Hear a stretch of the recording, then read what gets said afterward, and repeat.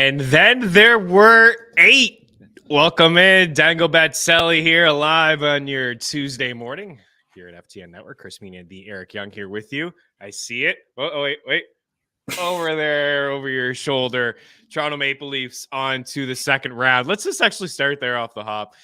Welcome in those that are familiar with the show. Of course, smash the like button. You have any comments, any questions, you can leave them there. Listen on iTunes and Spotify. Rate, review, subscribe. You can always hop on over to our FTN Network YouTube page. Ask any questions even after the show. Always circling back on these videos, as well as the puck drops on round 2 of the Stanley Cup Finals tonight. So look for the free article over at ftnbets.com talking about the futures, the series futures, little Conn Smythe action. We'll get to all that stuff here on the show as well. And again, if you are watching on Game Plus Network, of course, we do appreciate you. If you do have a question for us, at the Eric Young on Twitter, at Chris Meaney, and also hop on over to our FTN Network YouTube page, subscribe, leave those comments, leave those questions there. So, I mean, I've been chatting with you nonstop for years now, and so I understand your excitement when it comes to hockey across all teams, really, but I know that you bleed blue, and it's been a long time since 2003, 2004, the Maple Leafs moved on to the second round, and here they are. They did it, and they did it against a really good team that's had a lot of success and that's had kind of their number. So a little bit of a revenge. Where were you the moment that you felt? How did it go for you the other night? And congrats to your Leafs here playing second round hockey in the playoffs. Yeah, I mean, obviously a long time coming. I'm taking a ton of heat on social media because of my jersey collection and my bench clears collection. Look, guys, like I love hockey, and my reply to all these mutants is as simple as this: it is that I love hockey. The two teams that I root for the most and follow the most are the Nashville Predators, not in the playoffs, and the Toronto Maple Leafs. I've been a Toronto Maple Leafs fan since I was 3. You know, I've earned it, guys. I've taken the lashes. You know, I've been run over by the bulldozer on several occasions and had my heart destroyed.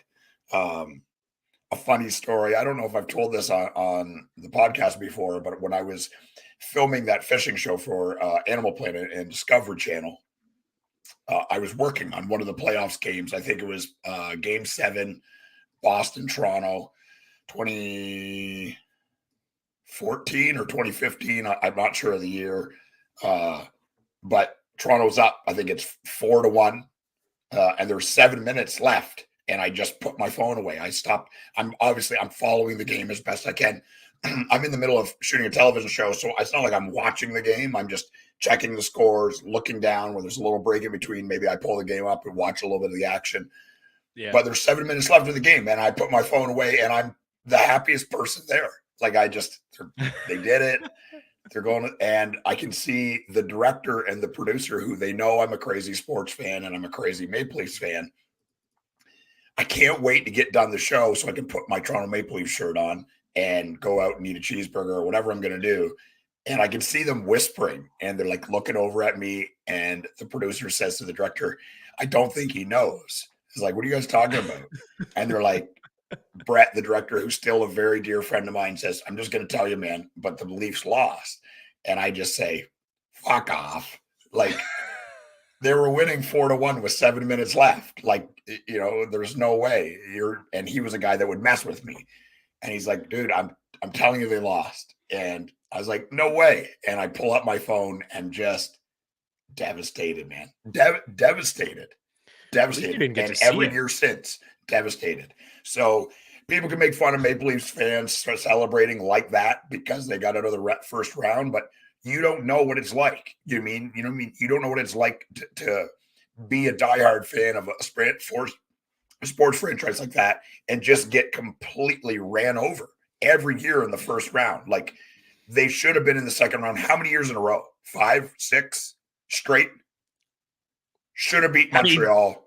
Should have beat the Habs and should have beat the Lightning last year. And should have beat Columbus. Should have beat Columbus. Should have beat on and on and on and on. Yeah. And even that matchup against Columbus was really just to get in. Like, technically they made it, but technically they didn't, because that was a play-in, and even the Canadians had no business getting in, and they found a way to beat Pittsburgh and get in. and make the playoffs as like an 8 seed, I think, facing the Flyers. But yeah, I knew that was going to happen in Toronto. I've lived in Toronto for 8 or 9 years. I've seen the heartache, and it's a good city. It's a great sports city, actually. You know, they really support the Jays. When the Raptors won the championship, you know, I was out there. I'm not even a Raptors fan, and I was out there with, you know, the people of Toronto and really enjoying it and embracing I wanted it to as be well. there so bad.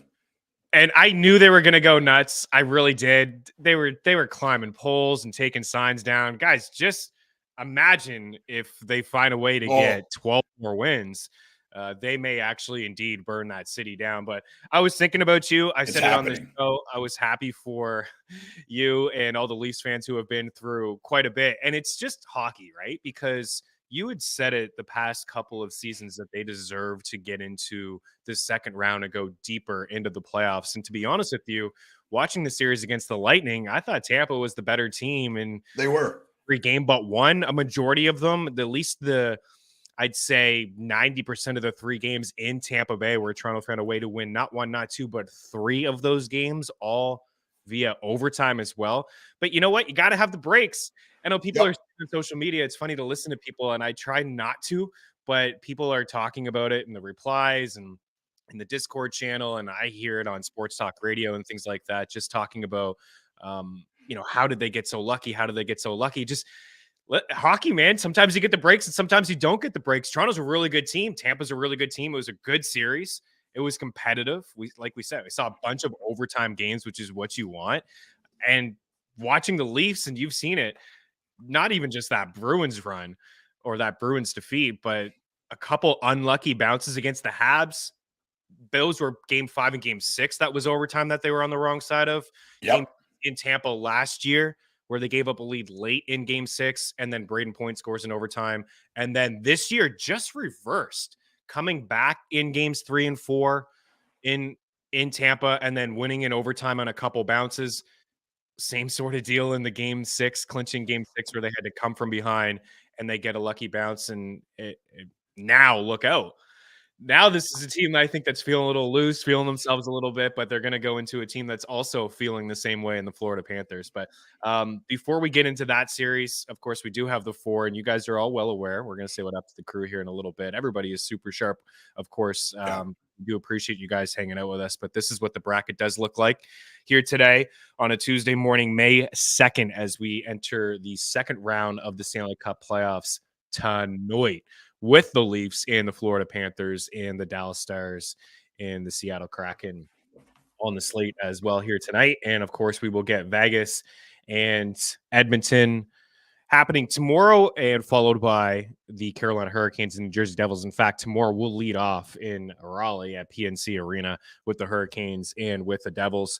What'd you make of last night? Just, you know, I was trying to tell a buddy reached out to me and he said, like, how do the Rangers lose? Like, they were so aggressive, and they got Tarasenko, and they got Kane, and they got all these like Stanley Cup winners deadline. And last year they went to the third round and were 1 goal away from getting to the Stanley Cup Finals. And this year they don't beat a Devils team that's super young, and they're up 2-0 in the series, and they went back home up 2-0. They lost those 2. Like, how'd they not win with all that firepower?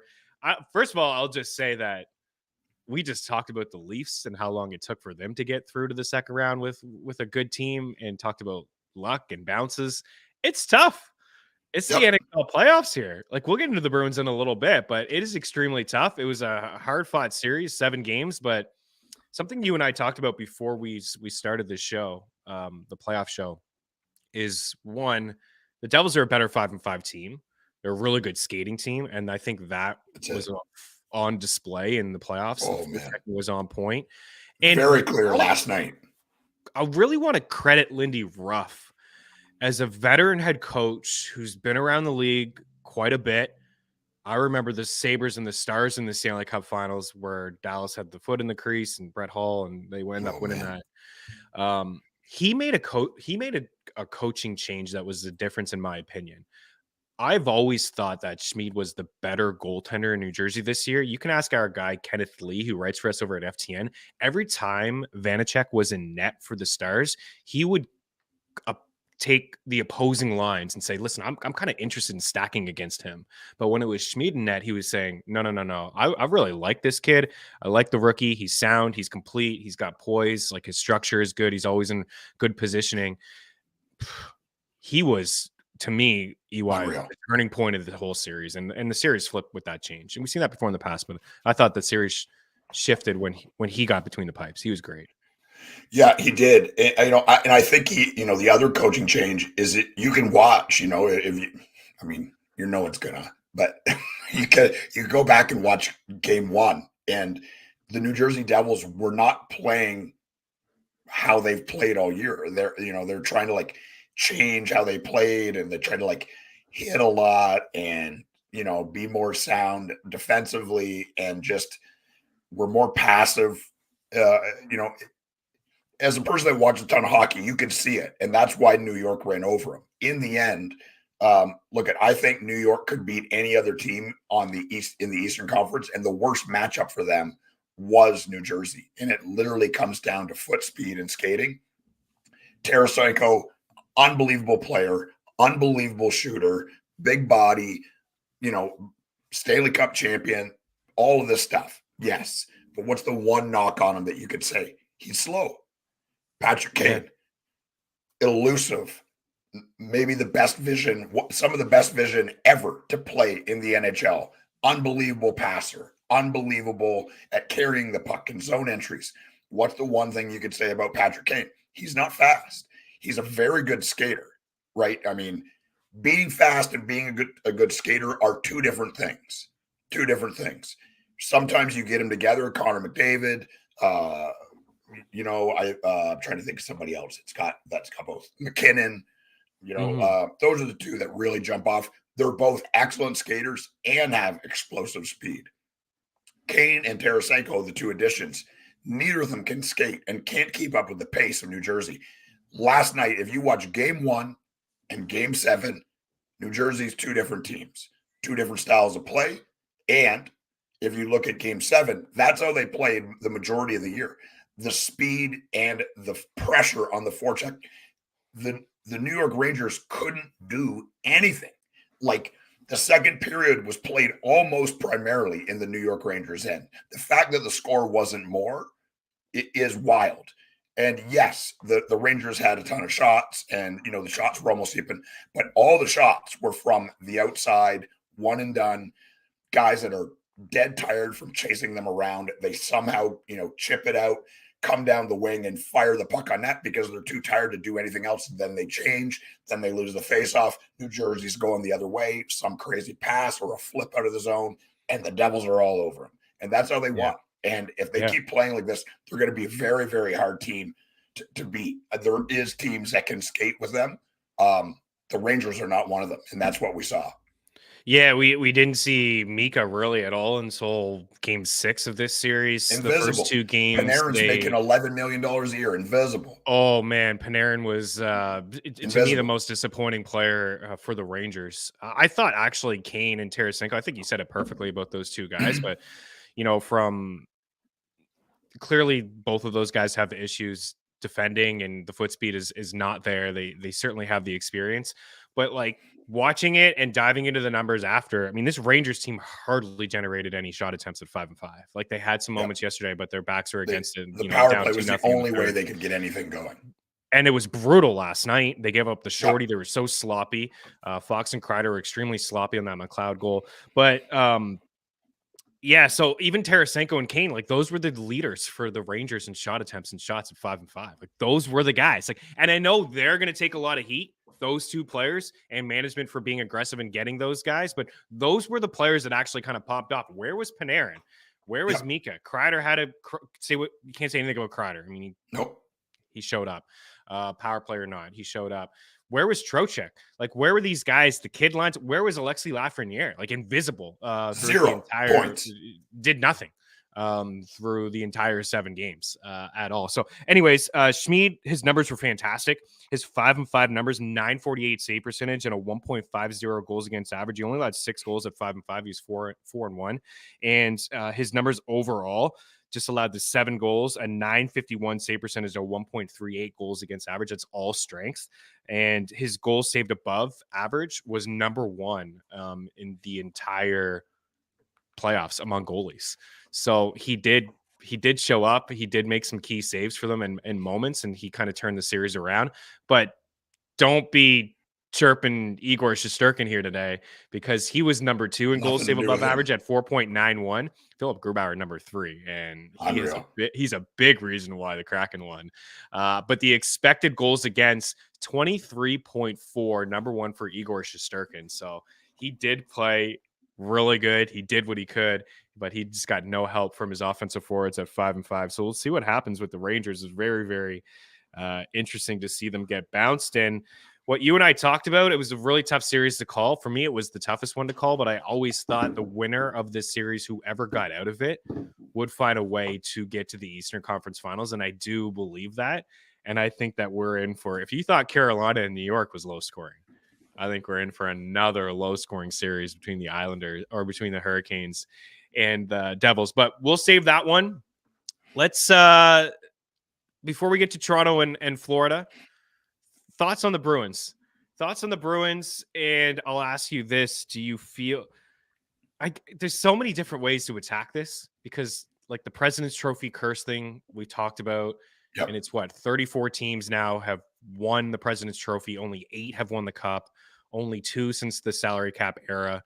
I think it's the 07 Wings and the 2012-2013 Blackhawks. The Bruins have won the President's Trophy 3 times in the last 10 years, and they've been bounced early in each one of those 3 seasons.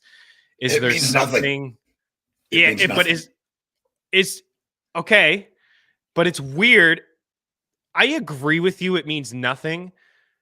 It's a huge talking point in sports because I'll just go to other sports. So the Warriors rattled off like 72 wins a couple of years ago. They beat Michael Jordan's record in the Bulls, and they lost. They went to the finals, but they lost. Okay. Yeah. Baseball is also fake, according to you. Baseball's also fake. Yeah. The Mariners rattled off a record-setting wins, and they were bounced early in the playoffs. The Patriots, they went to the Super Bowl, but they had a perfect season as well, all the way up into the Super Bowl, and they lost. But we have seen this in hockey, and I see some outsider people who are just new to the sport, and they're learning the sport, and they love the sport, but they don't understand how a team can set an NHL record, 65 wins, 135 points, lose 6 times on home ice, lose 3 games in a row, 2 of them on home ice, actually 3 on home ice, and then they lost Game 7 on home ice. They get their captain back, Patrice Bergeron, when they're up 4-1. They lose all of those games with Bergeron in the lineup. How do you explain what happened between the Bruins and the Panthers, and just kind of tie it into them being the best team of all time, and maybe it not being a curse, but how that potentially could be taxing?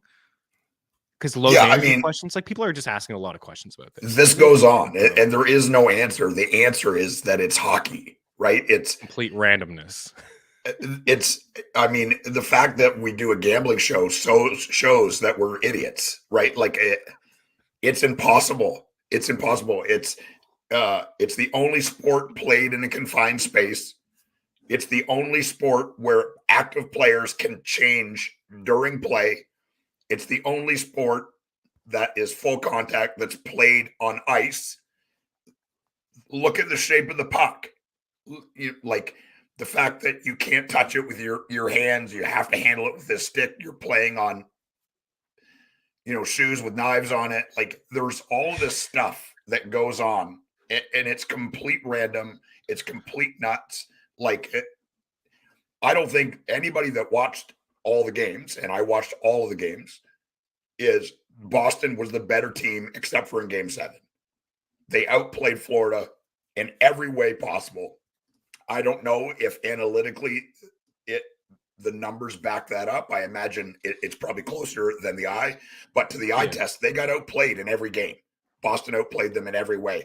They got bounces and they got big time goals when they needed it. You have to tip your cap to Paul Maurice. Alex Lyon is the only reason that Florida made it into the playoffs. But he was bad, right? He folded like under that playoff pressure, playing Boston, record setting. Like, you can't talk about that enough.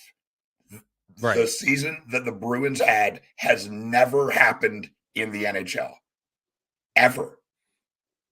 We watched the greatest regular season team in the history of the NHL get knocked out by the Florida Panthers in the first round.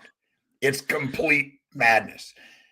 Florida, again, Game 7 showed when they forecheck and they get that puck in deep and they get it below the circles, they're difficult, man. They are a very, very difficult team. And any team that can do that and do that well and keep that pressure, I've said this about the Carolina Hurricanes, it's a very hard style to maintain. It's taxing, it's exhausting, and it's hard to do constantly. It just is. It's physically, it's a massive burden, and every player has to be playing 100 miles an hour at all times, or you're giving the puck away and you're getting caved in. And again, with that style, because your forecheck is so aggressive, you're going to get a ton of odd man rushes going the other way, and your goaltender has to be unreal. And I can say that Bobrovsky looked like Bobrovsky again, right? Like, out of nowhere, the miracle, the pumpkin turned back into the carriage. Like, it's crazy, man. There is no explaining it. Boston was the better team. I would be willing to bet anything that the analytics would support that. But in the end, Florida scored the goals when they needed to. Their stars became stars when they needed to. And in the end, that style of play led to them winning the thing because Bobrovsky showed up. Yeah, it was pretty tight, honestly, from an analytical standpoint. There was a slight edge for the Bruins in terms of shot attempts. But I think that these two teams, Florida and Boston, I thought that they just were a lot closer to each other than what people would assume, right? Because you just look at the records, right? But Florida was so good at the last, like, one quarter of the year. It was. They could match them from a physical standpoint. Of course, like, to get an upset, you need the goalie on the other side not to be himself. Linus Ullmark did not. I mean, this guy lost. He wasn't good. He lost 6 regulation games all year. 6. Yep. He lost 7 all year. He won 40 games. Like, he's going to win the Vezina. And he didn't play good at all. He loses 3. Swayman was no better. The swim was no better. There's a couple things for me that I do want to unpack, and we'll get into tonight, I swear. But we only got the 4 series, and we're going to get through it all. But it is nice. We're going over 100. We're going over an hour. Let's go. No chance. I didn't even say what up to the crew here. I'm going to say what up to the crew in a little bit. 23 minutes deep. Haven't talked about a single game. Let's go. Well, there's only 4 to talk about. So we've only broke down 1 series. 1.5. We only have 4 to talk about, so we're gonna be fine. I'm unemployed. I got all day. Let's go. We'll put the feet up here and we'll get into all of them. Heck, we might even talk about the 10 bottom teams and their chances of getting Connor Bedard. No, seriously. So all I want to say is that obviously credit to the Florida Panthers, but they were a team that matched up really well against Boston. Let's be honest. There were 2 teams that beat them twice all year. Florida was one of those 2 teams that beat them twice all year. Then they beat them 4 times in 7 games in the playoffs. So it's not a fluke. Your sense was the other team that beat the Bruins twice this year. Something about the Atlantic Division, I guess. Anyways, so it wasn't a fluke.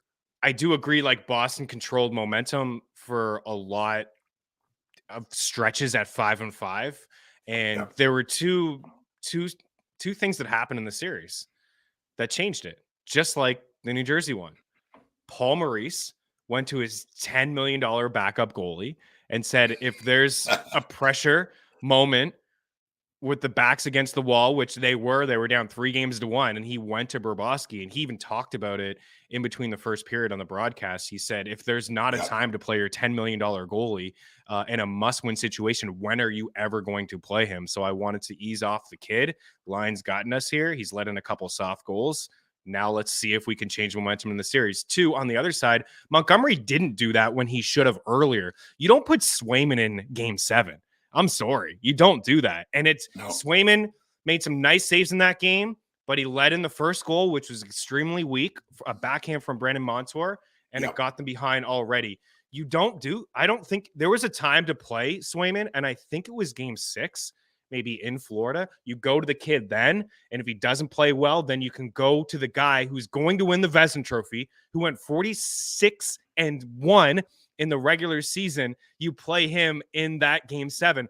Montgomery doesn't have a lot of experience coaching in these situations. He was in Dallas for a minute. I don't even know if they really made the playoffs. I think maybe one season. He doesn't have a lot of experience making coaching decisions. Paul Maurice has a ton of experience, and he made that right call, and the other side didn't. Even when Bergeron returned to the lineup, he didn't start Bergeron with Marchand. He didn't start the game that way. Yeah. And what happened? Florida scored the first goal, and then he made changes and he got the lines back together. And I remember on the broadcast, I think it was Anson Carter that asked him.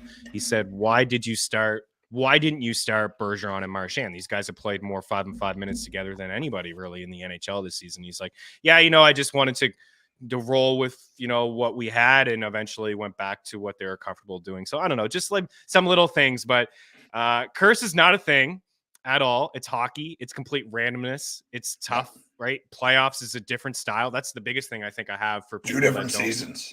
It's 2 different seasons. Playoffs is just very different. Once the regular season's over, that record doesn't mean anything. It means nothing. It really doesn't. It's a new season, and I think Florida definitely took away a lot from this time last year. They were the President's Trophy winners. They got bounced early, and Carter Verhaeghe said it perfectly, and I'm paraphrasing. He just said something like, we have been there before. We got a taste of the 2 different seasons, what it felt like having one of the best seasons of all time in the NHL, cruising, and then in the second season getting bounced early. So they faced adversity. And how many times do you and I talk about it? Learn how to lose before you learn how to win. So I think that was a big thing on the Panthers side of things as well. But my goodness, Bobrovsky made some saves where off the knob of his stick in overtime, he didn't even see it. A couple saves where I was still pretty shocked. I thought Florida would give him a go. Had 6 in the bracket, but I did not think at any moment in game 7, even when they were down 2-0, I got one right in the Eastern Conference. Like my back bracket is destroyed. Yeah. The one that you got right is the Leafs. So let's just start the only one that matters, guys. The only one that matters. The dude has. I did get 3 of the series right on the Western side, but the West was a little bit easier, I think, for us to call. It worked out for us. We had the Golden Knights; they cruised. We had the Oilers. Some moments, but the Edmonton Oilers haven't lost a regulation game since March 11th. We can get into that's almost 2 months, guys. They're winning the cup. And then the Stars got by the Wild, I think, pretty. It was like maybe a couple moments to sweat, but the Kraken. I mean, we should have been on them because we love the show so much, and we knew Colorado wasn't going to go on a deep run. But my goodness, the Kraken, Leafs and Panthers here tonight. Of course, the Maple Leafs are now the Stanley Cup favorites, according to Vegas. And some spots, plus 350, 380. They're, of course, favorites to win this series. Use the prop shop parlay calculator to get the best possible odds. I'm seeing Toronto at minus 170 now at DraftKings, and the Florida Panthers at plus 145. So we just talked about the Panthers and the run and how deep they are, and they are deep. People, when they look at the Bruins, they see McAvoy and Orlov. I thought Orlov was fantastic in game 7 too, by the way. And they see Hampus Lindholm. But on the other side, I mean, Brandon Montour has had a breakout campaign. He had a phenomenal first round.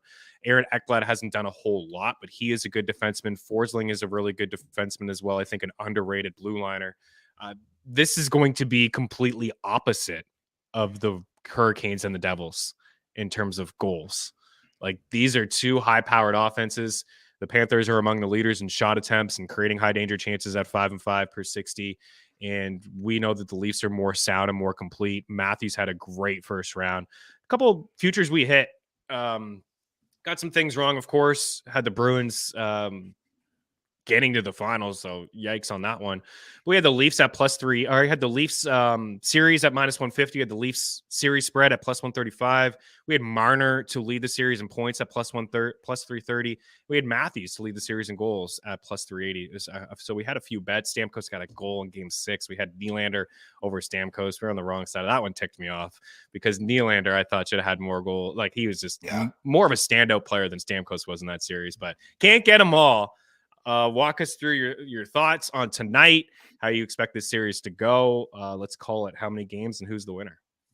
Yeah, I think this will be a highly competitive series. The truth is Florida just beat, quote unquote, the best team in the league. And like, if that doesn't give you absolute belief, then why are you playing? Right. I mean, they believe that they can beat any team, and they can. I think Toronto is a more complete team.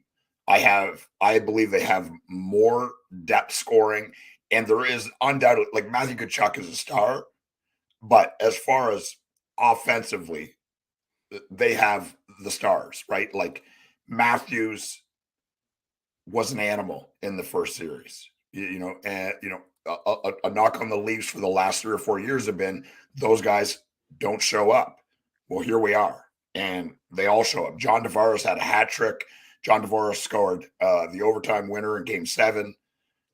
Marner led the series in points. Nylander should have a bunch, right? It just not snake bitten, but just not getting the right bounces and the timing. But I think it comes. Rylan O'Reilly looks like the most complete player right now in the NHL to me. I mean, face-offs, penalty killing, blocking shots, playing on the power play. Like, he's such a gamer, and that's such a cliche thing, but it's just true, man. Like, if you're watching them play, every time he's on the ice, something happens in the team's favor. And that's a person, like, there is no price on that. There is no price tag. It's completely invaluable in every way.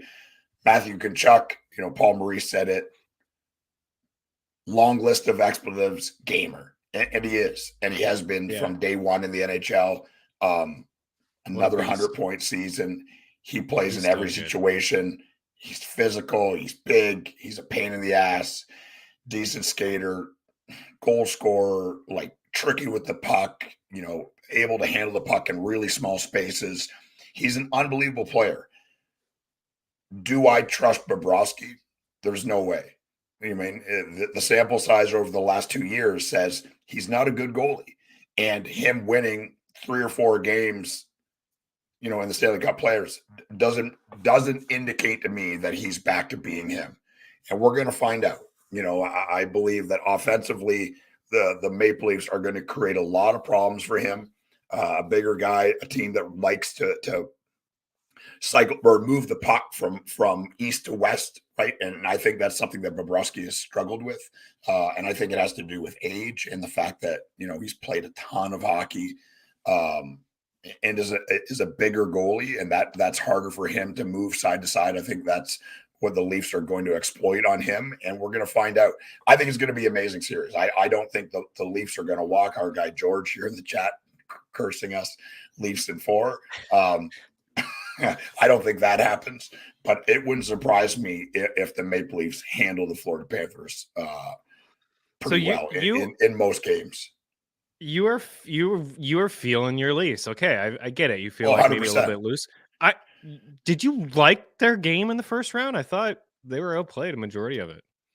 I think they were, and I think a lot of people are saying, I've seen some, and people that I like and people that I trust saying stuff like, their speed. I think I don't think they're a particularly fast team. I think they're smart, and I think they are positionally sound as any team in the league. And that's something that's happened this year more than other years. The defensive responsibility from all lines is good, but they have players for every situation. And this is the deepest team that they've ever had, right? I mean, Matthew Nyes has been unbelievable. You could argue that he's been their best overall forward. I'm not saying that because I want him to be. I'm saying that because it's the truth. Sheldon Keefe isn't going to play him on the top line because he likes him. I mean, he's a child. He's, for a guy that hasn't played any games in the NHL, he's looked unbelievable. And that just adds more depth. And it allows them to do the 11-7, which is something that I don't typically like, but for them, I really like it. Having Gustafsson to play on the power play and not having to play a ton. And obviously, Hall is a player that is loved in Toronto by the players on the team and the personnel, but he was an outright disaster for them on the blue line. I think it was 14 of the 18 goals he was on the ice. That's not a fluke, man. That's not a fluke. When it's 14 out of 18, right? It's a real problem. And him not playing, I think, is the right decision. So this is why they play the games, man. I like Florida. I was cheering for them to win, to beat Boston, not because I think they're the easier team, just because I like the Florida Panthers. I have. We've been an Anthony Duclair show. You guys are gonna regret your words. We want Florida. That's the only thing I didn't like about the fans on the street. Yeah, I didn't like that either. We want Florida. We want Florida. For one, be careful what you wish for. Two, why don't you want the Bruins and knock them out and give them the revenge? Right? Yep. Like give them some of what they gave you. And I think that's what's kind of so like it's nice for. I'm sure if I was a Leafs fan, oh my goodness. But thinking about one finally winning and then like feel it, Tampa, feel it. Yep. You know what I mean? Like feel the loss. And I would want the same thing for the Bruins, but nonetheless. So we're not going to be able to get through the 46 minutes because you just went off about 5 minutes about Matthew Nice. I'm kidding. No, he looks good.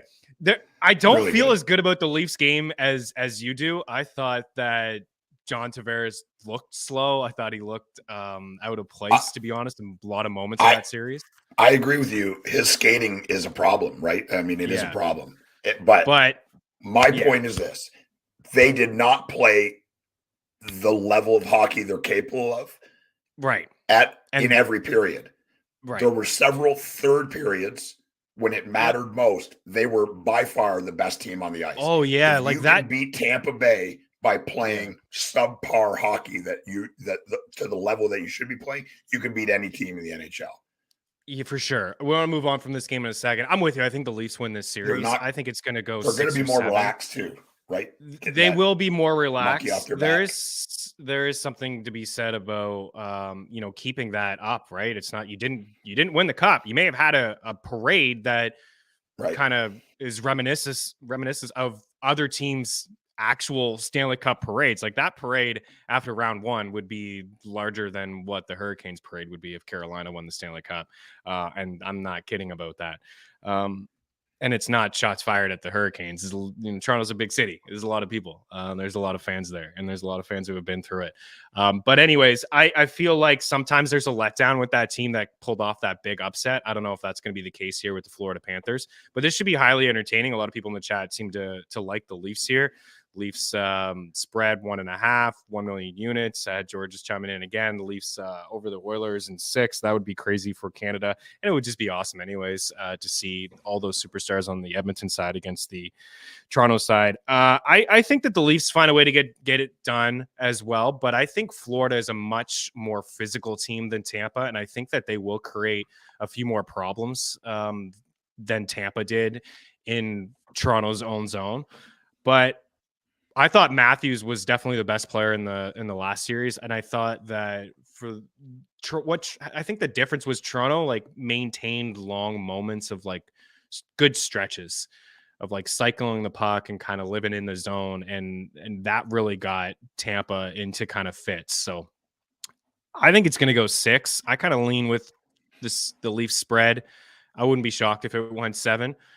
But I do like the 6 highly entertaining games, and they all happened in the last 2 months of the season. Florida, a 5-2 loss at home to Toronto, a 7-6 Florida win in overtime in Florida on April 5th, and then a 3-2 Florida win. So Florida managed to take 2 of 3, but they were high scoring affairs. And I wouldn't be shocked, Hammerhead Union, if we do see Lion King back at some moment. But we will say Bobrovsky has been part of 2 massive upsets over the last 3 or 4 seasons. He was also in goal for the Blue Jackets when they swept the Lightning in 4 as well. So, hey, maybe he's just a playoff performer, right? A PTP. Where is Hammerhead? Where is Jolin? He's a PTP. I will have some bets, some future bets. Want to keep going here, but Matthews is 2-1 to lead the series in goals. It's not bad. 2-1 is not obviously, plus 380 like we got, but I think he's an interesting flyer. But I think Nylander at plus 650 is pretty sneaky there. And I also think for Haggy at 7-1 is in play. I don't know if you guys think that Brendan Montour can keep things up, but he's 75-1 to lead the series in goals. So I don't know. We'll see. I don't see it. I think Matthews will lead, and I think we will see Marner. Marner is the favorite to lead the series in points. What did I see? DraftKings is slow. We'll move on. Maybe we get back to it. I actually don't have a lot to say about this series. We kind of already really broke down the Devils. I think it's the least entertaining of the 4. I think it's going to be low scoring. I think it's going to be tight check, and the Hurricanes don't have a lot of offense. The Devils do have some offense, but the Hurricanes don't give up much, right? It was another surprise. Rod Brendamore pushing the buttons as well. A lot of goalies making the goal, or a lot of coaches making the goaltending change. I was not going to lie. I was pretty surprised to see Frederik Andersen between the pipes for game 6. But listen, it worked. He played well, and good on Brendamore and the Hurricanes to get there. I like the Devils in what will be a low-scoring affair, and I think they probably get it done. I'm going to go 6 games for the Devils to get it done. Yeah, I'm going Devils as well. I'm sticking with I didn't think the Hurricanes were going to get out of the first round. And I think the New Jersey Devils, their youth and their speed and their aggressive forecheck is going to wear out the Carolina Hurricanes. And I believe that New Jersey, and I think New Jersey wins it in 6. Hurricanes are, great team. Brendan Moore is a great coach. I'm holding nothing against them. They've been highly competitive for how many years now, but they just can't get over the hump. And I'm still sticking to my theory is playing that style of hockey game in and game out for years now is just taxing for them. And New Jersey hasn't played like that for a long time. A lot of the players are very, very young and are new to that style of play. They do play kind of similar styles, right? They're very aggressive on the forecheck. Skating wins the day for all of them. But I think overall, New Jersey is a better skating team and has guys, like Hughes and Meyer if he shows up, Bratt. These are guys that can score on their own, right? The Carolina Hurricanes don't get any breaks from superstar players that they need. Every goal they get, they have to scratch and claw for, and that's exhausting. They don't have a guy that like Hughes that just kind of can carry it through 2 guys and flip it in the net, and we've seen him do that already in the playoffs. So that's my side. I'm going New Jersey, but I think it'll be a fun series, but it'll be more of a tactical series. For a person that just liked watching goals, I don't know if this is going to be the one for you. No, I don't think so. And I agree with Adam here. Lack of depth and the injuries will just catch up to the Hurricanes. It's just too much to Pacioretty, Svechnikov, Teuvo Teravainen, right? It's just too much. It's just really too much. So I like the Devils here in 6. I didn't really give any props for tonight, and you didn't give any goal scorers. I'd imagine you're on Matthews. Matthews was just so great in that first round. I do like the over tonight. I think we're going to see offense right off the get-go. I really do think that this is going to be, there was a lot of offense in the Toronto and Tampa series. Vasilevsky only played great in like 1 or 2 games. Just for his guy that's as big as he is, he can't find the puck from the blue line. Like, dude, like he's moving around. He's like the Michelin man in there. He couldn't see any shots at all from the blue line. Leafs did a great job of creating traffic and getting in his way. I think we see offense. I like Matthews for an assist. I think I saw -120. And I like Bennett for over 2.5 shots. I think I saw -140. I'd go with like a Matthews or a Nylander goal. And I like Verhaeghe. I think Verhaeghe, a little bit of a, some highs and some lows, but got that winning goal in game 7. And we love Verhaeghe as a player. And I think he's going to be a big time player in this series, putting lots of pucks on net. His shot prop's too juiced. But I do like him to get 3 shots. Maybe do some sort of parlay with him and Matthews or Nylander in there as well. You got a Leafs goal scorer? You got a goal scorer from that game tonight? Yeah, I'm going Matthews and Marner. I think they're both going to have massive series. Those are coward picks, but that's who I think. If I was to reach out on a limb, I would say Matthew Nyes gets his first goal, and I think it's going to happen as soon as tonight. I'm not probably going to bet on it, but I got a gut feeling about that. That's how you lose betting, right? You don't follow your gut. But Matthews and Marner, Florida, I'm going Kachuk and Verhaeghe. Right? Those are the guys. Those are the likely suspects. I like Kachuk for an apple too. Okay, Vegas and Edmonton. This series will get underway tomorrow. What do you make of it? We'll let you go and give your thoughts here. I know you have the Oilers going on a deep run, but Vegas made quick work of the Winnipeg Jets. He lost that first game. Man, bonus. We're gonna have to talk about him going off on the Jets on another show. Probably warranted. I think we're gonna see some massive changes in Winnipeg this season. Okay, so Vegas and Edmonton, giddy up, take it away. What do you think? Vegas, a great team. Mark Stone coming back after having back surgery not long ago, a huge shot in the arm for them. But the reality is Connor McDavid and Leon Draisaitl is the best player right now in the NHL, and I don't think it's close. I mean, we saw him being a dominant player last year in the playoffs, and he couldn't even skate. Like, it wasn't like, oh, he's banged up like Bergeron was or whatever. Like, visibly, you could see him hobbling on the ice. He was stationary, like, and I'm not talking power play stationary, like Ovechkin standing there where he's supposed to and scored 1,000,000 goals from. Like, I'm talking he can barely move and was one of the best players in the playoffs last year. He looks completely healthy. He literally took over that series. Draisaitl is an absolute animal. And Connor McDavid, he's still pretty good too.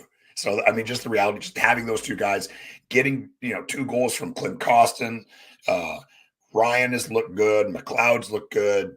I can't talk about Ekholm enough. He was the perfect puzzle piece for this team. He just makes all the defensemen be able to play where they're supposed to. I said it from the start time of the trade. Offensively and first pass out of the zone, he is not talked about enough, and that's because he played with Roman Josi and was never really asked to do those things. But he would play on the second power play, and he would be on the ice opposite of Roman Josi. He was always the guy carrying the puck, very good at it too. Obviously not on Josi's level, but there's very few guys that are. But Ekholm he's the perfect piece for them, and this is making them a very, very good team. And I don't think Skinner played his best hockey. I think he played okay. But if he plays decent going forward, they're going to be almost impossible to beat. Yeah, I agree. I mean, I really like this Vegas team. I've liked them for years. I like the makeup, but I don't think that they're going to be able to match up. I don't think they're going to be able to match the speed that Edmonton is going to be able to bring. Yeah, I mean, I've really liked the defenders in Vegas. I mean, they have a lot of experience, of course. He's so underrated, right? Like, Alec Martinez is perfect. He's got a cup.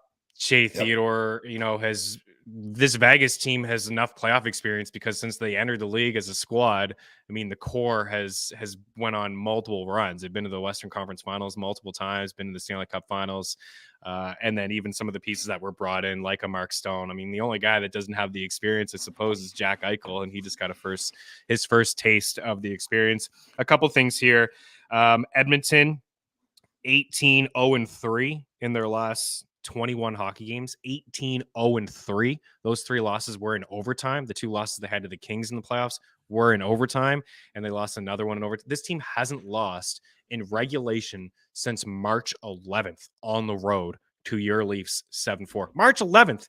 It's May 2nd. Right. With Matthias Ekholm in the lineup, they're 22-2-3, and that's spectacular. That is crazy. A hell of a run. That's getting really good at the right time. Yeah, right? I mean, there was a point in the season where we're like, if Edmonton doesn't make the playoffs, Connor McDavid has to quit. Like, just, I'm not playing here anymore and move on. He did what he could, man.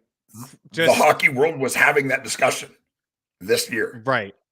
and some big wins too against some good teams. I know they played a lot of brutal teams. They went into Vegas and they beat them 7-4. They beat the Avs 2-1. They beat the Kings twice. One in LA when the division was on the line and really home ice was on the line. They went into Seattle 1-6-4. They beat the Stars 4-1. Like they beat the Bruins 3-2. They beat your Leafs another 1-5-2. So they've just been on this unbelievable run. And we've said it so many times about Mattias Ekholm. And we've been saying it like for a couple of years. Like, what does this Oilers team need? Not an offensive defenseman like Tyson Barrie. They need a stay-at-home defenseman that has playoff experience, that's been to the Stanley Cup Finals before. And Mattias Ekholm and what he brings to the table has just kind of made this team so complete. We didn't get great hockey from Ryan Nugent-Hopkins. We've only seen like some moments from Kane and Hyman, but they were still able to beat a very good LA team in 6 games. And I thought you said it perfectly as well. Skinner didn't play all that great. He's a little bit of a wild card, but at the same time, I fully believe that Laurent Brossoit on the other side is a little bit of a wild card too. So maybe the goaltending is a wash, but I really like the Oilers. We did get Leon Draisaitl to lead the series in goals in the opening round, and I don't have a problem going back to him again. Let me get some live odds here from you guys for DraftKings. He's plus 350. Plus 350. I was plus 450 in the first round to lead the series in goals. McDavid is 3-1. Eichel is 7-1. Mark Stone 8-1. I think like maybe a little bit of a sprinkle on a guy like Kane at 9-1. He could get hot. He plays with a lot of playmakers. 9-1 is an interesting little sprinkle. And one guy that I noticed popped off is Riley Smith. I'm going to be interested in his shot props moving forward when this game does get underway tomorrow. So unfortunately, we're going to have to say goodbye to Game Plus Network. You called it, but EY just said he just talked too much about the Leafs. So we got to extend the show over at our YouTube page. It's it. It was too much Leafs talk, but it was certainly warranted for sure. Absolutely. Ekholm is a beast. And I do want to give some love to our guy, Hammerhead Union. Before we say goodbye to Game Plus Network, was all over the crack and was on the Bruins to get upset as well. And he did say there's one seat left. This is a Kraken show. We've been on the Kraken all year. So, I mean, by all means, jump on that bandwagon. But I'll tell you what, I'm going to give a whole lot of love to the Dallas Stars here when we continue this show. So goodbye for now, Game Plus Network. Hop on over, check out the free article over at ftnbets.com with some series picks and some series plays in there as well. You got one goal score for the people in the Dallas-Seattle game? Matthews. Okay, we'll just go Matthews. Enjoy the hockey tonight, guys, and we'll talk to you on Thursday. Cheers. All right. I don't think I have too much more. There's some like pretty cool head-to-head point props for like Matthews versus Tkachuk on DraftKings, minus 115 on each side. I know Tkachuk is a beast, but I think I'm going to go Matthews. Yeah. I think Matthews is going to have more points than Tkachuk. Tavares or Carter Verhaeghe? Man, I mean, look at Tavares' skating. It's a real problem, man. He is not fleet of foot, not getting faster. I know you want to do Verhaeghe. I do, but I'm not gonna. John's the captain. He scored a hat trick, man. A hat trick. O'Reilly or Bennett? I think Bennett. I think Bennett's gonna have a big series. I think if I was to pick somebody in Florida to have the most points in the series, it's gonna be Bennett. Mark Stone or Evander Kane? Stone. No hesitation. Marchessault or William Karlsson? Marchessault. McDavid or Draisaitl? Man, I think Draisaitl, man. Draisaitl is plus 110. He's plus 110 to have the most points in the series. He's such a good player. It's crazy. And he becomes even better in the playoffs. I like Stone over Kane there. He just seems to be all over everything. Yep. We did have, one of the best gifts in the first round was Adrian Kempe more points than Evander Kane. That one we hit pretty easily. How about Kempe? Not enough time to talk about him, but my goodness, that guy is just shooter, man. He's a shooter, man. He's a sniper. There's no question about it. Okay.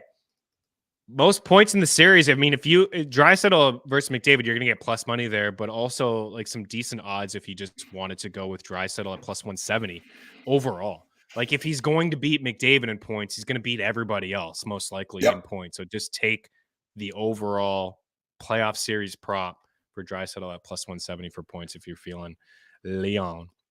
All right. Kraken and Stars.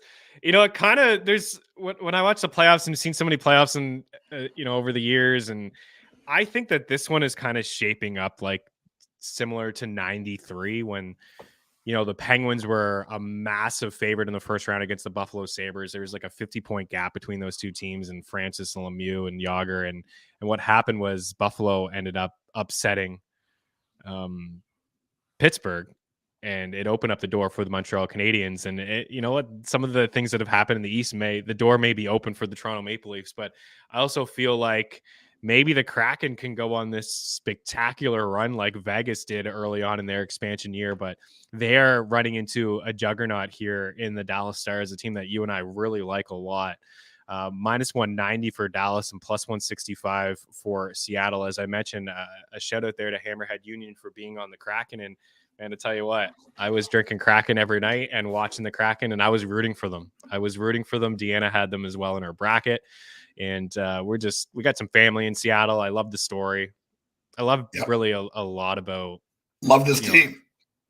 Love the team. Love the way that they play 5-5 hockey. We've said it all year. One of the best road teams in the NHL. They led the NHL in 5-5 goals. They didn't get the goaltending. They haven't gotten good goaltending since they entered the league.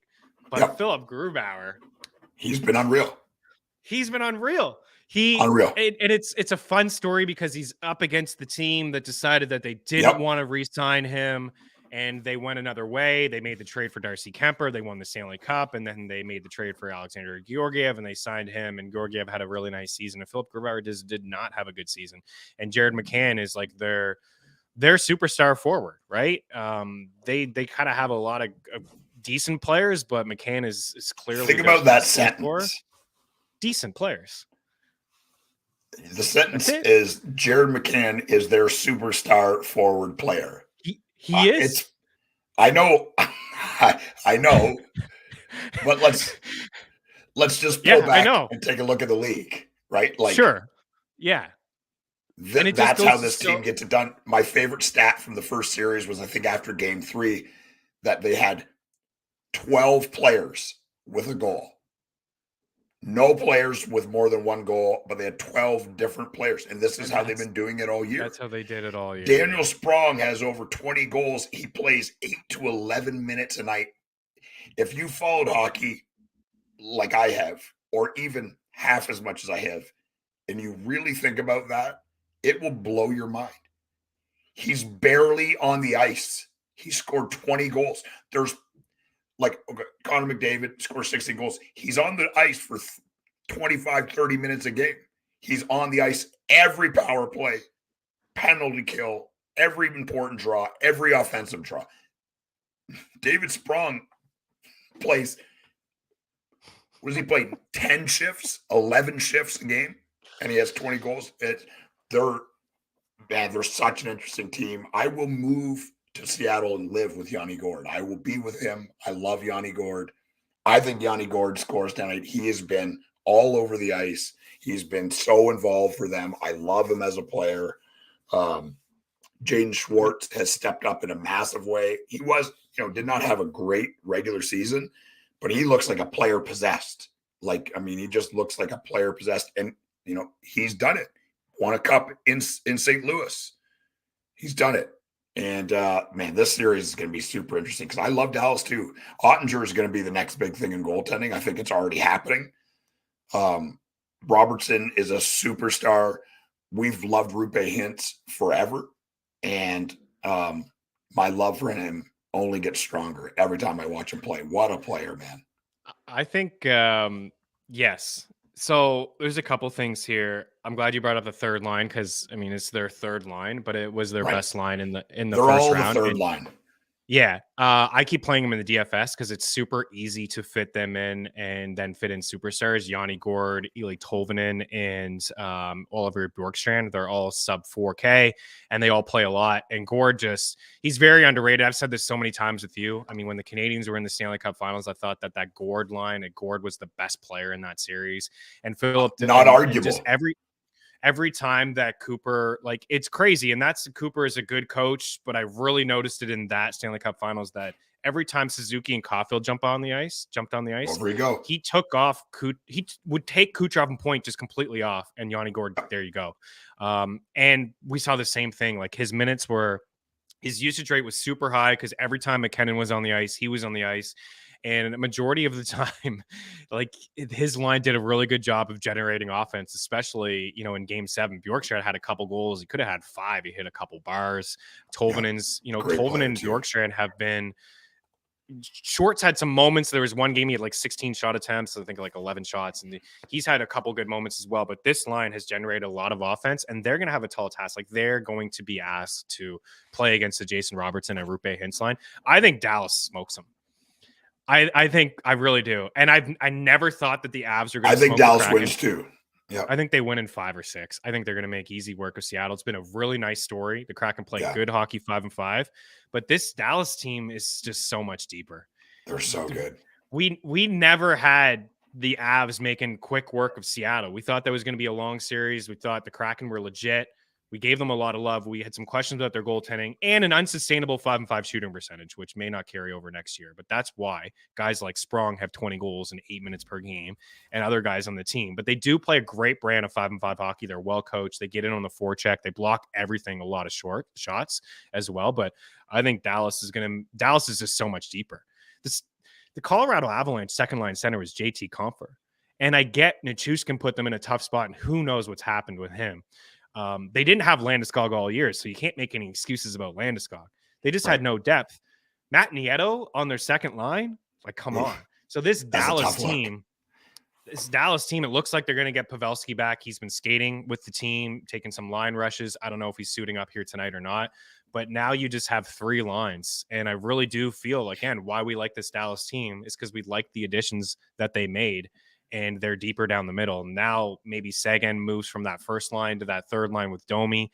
And you got the second line with Ben and Dadonov, who are great, with Wyatt Johnson, and then the top line as well. Plus, like you said, they're very strong in goal. Ottinger is going to be much better than Georgiev was in the first round. So I like kind of like the Stars in 5. It's probably where I'm at. I might give Seattle one or 2 wins, but I hope. Yeah, I don't know about 5. I don't think they handle them. I don't think anybody can handle Seattle. I mean, the big thing is going to be, again, broken record. Like, if Grubauer plays how he played in the first round, I mean, anything could happen. I'm betting on Dallas winning. He's going to have to. I think he's going to have to, right? I mean, he had to in the first round. He'll have to in this round. Like, if you want to advance in the Stanley Cup players, your goalie most nights has to be the best player on the ice. I don't think it's close. Grubauer he was unbelievable in the first round. He was unbelievable. The best hockey he's ever played in his life. For sure. And what's crazy is that I only felt like 3 players in Colorado had a good series. Like, they didn't really it was McKinnon, Rantanen, and Makar generating all the offense for them. Yep. And it was basically like a one-line team. And the Kraken got by, barely, but they got by. And now I just feel like it's going to be much different for them to adjust for what Dallas is going to be able to bring to the table. And like very deep team, skate and go very deep squad. And they've been there before, and they've lost, and they've done this. I mean, like, it wouldn't surprise me if Dallas plays for the Stanley Cup this year at all. It wouldn't surprise me one bit. Me neither. Yeah, me neither. They were just a couple of years removed from going to the Stanley Cup Finals against Tampa. How was a breakout for Heiskanen and Hintz they were young on that squad, but of course, Jamie Benn and Tyler Seguin, like, Seguin's got a cup on his resume. So anyways, it should be really good. Robertson is plus 250 to lead the series in goals. I do like that bet. Also like maybe a little bit of a sprinkle on Hintz at plus 350, maybe smaller sprinkles on Tyler Seguin at 15-1. I would imagine if Pavelski is good to go and he's healthy, he's going to ease back into that top line. But Seguin looked so good in the first round, with Hintz and with Robertson. He really took over. He was a moneymaker for us, plus money for points and for shots. And again, tonight, he's plus 100 for 3 shots, 15-1 to lead the series in goals. Jaden Schwartz at 35-1 to lead the series in goals. Jared McCann is off the board, so just not really sure what's going to happen there. Keep an eye. Maybe he jumps back in. Where's Bjorkstrand? 15-1 as well. Not good enough. Joey P back for Dallas? I'm not sure. I saw on the weekend he was taking line rushes, just rotating in with the fourth line. So that's positive that he's at least skating. So we'll see how the series goes. I think potentially we'll see him at some point. Dallas is not going to know what hit them. Kraken's not going to know what hit them, dude. We'll see, buddy. The stars are legit, and I love it. All right. Anything else? I think we did it. I love hockey. Part of me is like, okay, now I don't have to watch 4 games a night every night and be up till 1:30, 2 o'clock in the morning. But at the same time, like, I don't get to watch that much hockey every night. So it's a bittersweet for this maniac. But the 2 games tonight, like, I couldn't be more interested. Like, man, the NHL playoffs are the best. If you're a sports fan and you're not watching this, I feel sad for you. I don't even care if you follow a team all year. If you're not watching the Stanley Cup playoffs, you're a fucking idiot. It's as simple as that. That's harsh, but sometimes you just gotta say it like it is. I love it. You kill me. Hamilton versus Burns, -120 versus -110. I may have a lean to Burns there on the series side. Hughes -150 to Aho at +120. I got a lean to Hughes there. Nico Hischier versus Martin Necas. They're even at -110. I have a lean to the Hischier side as well. I like Sagan over Schwartz for points, -135. I like Jason. I don't know. I'll probably go Hintz over Jason Robertson because you get the plus money there on the other side. And I do like Jamie Benn over Matty Beniers at -115. Hintz leads the league in scoring. Yeah. In the playoffs. So you got to take the +100. 100%. Troy in the house. We're saying what up and goodbye at the same time to everybody here. I didn't do it off the top of the show. We were excited. Troy lives in the area. Rangers and Islanders fan bases have officially imploded, as I can tell from living on Long Island. They want half of the team traded and are furious. I don't know. If you're an Islanders fan, I think, it could have been a lot worse. You found a way to make the playoffs, but yeah, it's still the same old Islanders. Can't find a way to score. I'd be more ticked off if I was a Rangers fan this morning. And I don't like it. I love it, he says. Just like the 2012 Rangers management went all in for veterans on expiring contracts and have failed, the Rangers prospect pool of future draft picks look thin. They do for sure. I think Panarin has got to be a big talking point in the summer. It just didn't show up. I think Rangers fans, you just have to accept the worst matchup for you in the first round was New Jersey. I think if you play, other than Toronto, I think they get by anybody. I think they could maybe have beat Toronto because Toronto does not have the foot speed that New Jersey may be the overall fastest team in the league. And there's a big difference of having fast players and playing fast. They play with the pedal pushed all the time, except for in the first game when they got walked by the Rangers. But every other game in that series, and any game you watch them, they play so fast. It's so hard. You don't have time to think. You don't have time to hold on to the puck. You got to be moving it. And if you can't do that and can't move your feet, the Devils are going to run over you. So, the Rangers team is going to look very different next year, obviously, right? But I loved this Rangers team. I bet on them to win at the start of the year. I doubled down and bet even more on them when they picked up Tarasenko and Kane, and they lost to a young, hungry team. No shame in that. No shame in that. I think that they probably would have lost to the Hurricanes too because they played like such a similar style. Right. Yeah. We'll see. Maybe. Yeah. Who knows? It's all over now anyway. So that's it. There was one. Oh yeah. Should we leave on this note? Let's leave on this note. What'd you think of the hit last night? It's a clean hit. It's part of hockey. Yeah. I've been on the other side of this forever, and people can say you're a caveman and all this other stuff. I was on Dmitry Filipovic's show several years ago, and I said it's nonsense. I said it to this day when I did my physical for wrestling a few months ago. I was very honest about what I thought about concussions. Do I think they're good for you? No. Do I think anyone knows what happens to an individual that gets concussions? My belief is no. I don't think there's anybody medical-wise that can tell me how it affects people. I'm going to say this, and it's going to sound terrifying and whatever.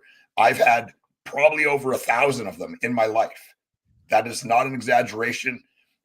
by how concussions are rated today, as I sit here, I've had probably 1,000 of them in my life. I've played full contact hockey. I played rugby in high school where you wear no equipment. I've been a crazy person. I had my friend hit me with my mom's Vans because I wanted to know what it was like to get hit by a car. I've been knocked unconscious wrestling hundreds and hundreds, maybe thousands of times. Mostly I'm fine, right? Mostly I'm fine. I've decided to make a career out of betting on goal scoring. But that's besides the point. What I'm saying is each person is different. I'm not saying they're good for you. What I'm saying is if you want to die on a hill, why don't you die on the obesity rate or diabetes? Go. That's affecting people much more than people at professional hockey players getting boo-boos on their brain for a couple of days. Waste your time doing something else. If the players are worried about it, the people actually playing and risking their health, they'll say something. This is why they have a union. You could right now, I would put any amount of money on it. You ask all the players in the NHL to vote, 95% of them say that's a clean hit and they want it in hockey. He got hit because he wasn't looking. It's a full contact sport. Trouba did nothing wrong. And if you take this out of hockey, it's not hockey anymore. Get over it. Yeah, I mean, I thought we'll probably end on that note right there. I thought it was a clean hit. I thought it was a clean hit for one. People get hurt. I think people that want that out of the game have never, and I don't mean to be rude here, but I don't think they've ever played the sport, at least not competitive. And they definitely haven't played as a defenseman because listen, it's a physical sport. You know, you don't want people to get hurt. Clearly, nobody wants to see anybody get hurt. And I'm glad Timo Meier is fine. He got up and it looks like he's fine. He got hurt. He didn't get injured. That's okay. And that's good news. Clearly don't want anybody to get hurt. But listen, like, this is a physical sport. And when you play on the blue line and somebody's coming across with their head down, you kind of have to make them pay the price. And next time they won't skate in your end with their head down. They may think twice. It's a physical sport. It's a tough sport. I had no issues with the hit. I thought it was clean. Some people think it was charging. Some people saying it's like a hit to the head. He had his head down. You know, like, how are you going to hit him? He had his head down. Again, I thought it was a really clean hit. I'm glad the Devils didn't go after him. I just again, if you start policing that and taking that out of the game, just take hits all together out of the game, you know, and then you're going to see, I think, a chippier hockey, a brand of hockey, and, you know, a dirtier brand of hockey. So I'm glad that Timo Meier is fine, but I thought PK said it the best on the broadcast a couple weeks ago.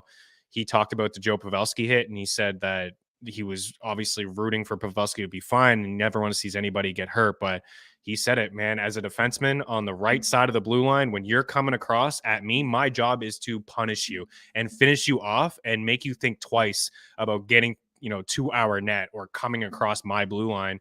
And we've seen him lay out multiple dudes over the course of his career. And again, it's tough. Trouba is just an absolute beast. I mean, he's laid out so many hits, and there's been some questionable hits as well. It barely happens now, right? Like, it's hits like that. I mean, there's maybe been 10 of them this year. 8 of them were Trouba. Is what it was, right? Like, that was an old Stevens versus Korea. That was an old school hockey hit, right? Yep.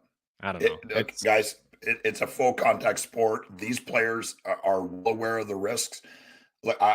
Professional wrestling, I have an amazing life because of my risking my health. I change nothing about it. I'm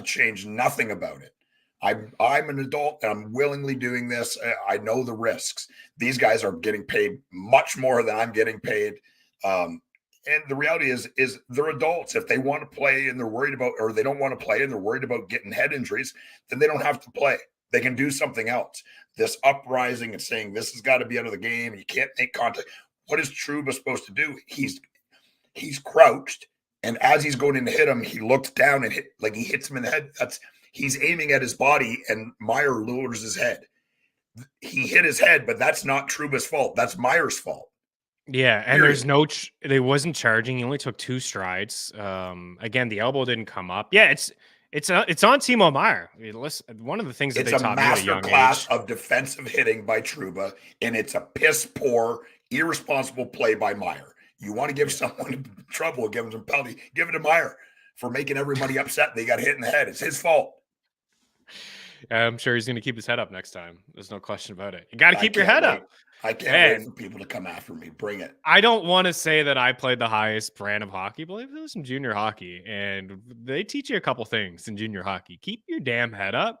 And on the other side, when you see somebody coming across your blue line with your head down, you make sure that you teach them a lesson.